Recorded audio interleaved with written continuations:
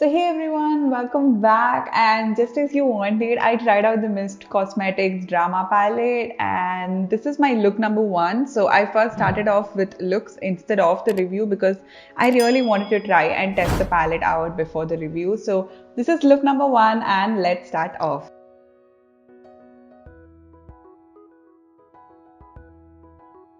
So as the first step to deepen the crease, I'm going to use the shade Block right in my crease using a pencil brush. Be very careful and take your time when you do this step just to make sure it's more precise.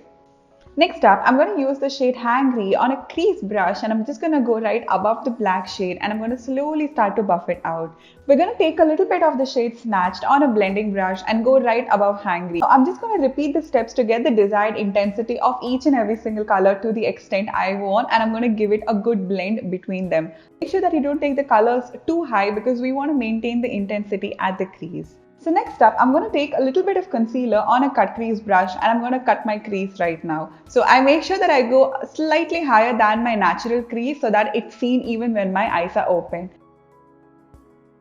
Using the shade Flare on a flat shadow brush, I'm just going to press it all over the concealed area, and that is just to give it a little bit more of a very intense look. As you can see, this eyeshadow is more on the sparklier side than on the foil side. So next up, I'm just going to smoke out my lash line using the same pencil brush, and I'm just going to make sure that I stick very close to my lash line and then start to buff it out. Also, don't forget to connect your lower lash line to your outer corner just to make it look a lot more cohesive. So using the shade Hangry on a blending brush, I'm going to buff out that black and just make it a lot more smoky.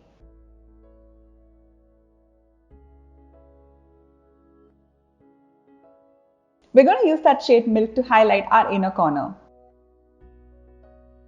So next up, I'm going to use a wing liner brush with the black shade and apply it as close as possible to my lash line and then smoke it out. So as you can see, one biggest disadvantage of the shade Flare is that in spite of using a very wet tacky base, it did not really stick onto my base and the shimmer actually went everywhere. So you can actually see that the shimmer is literally above my crease and it's all the way into the matte eyeshadows, which is something that I did not like.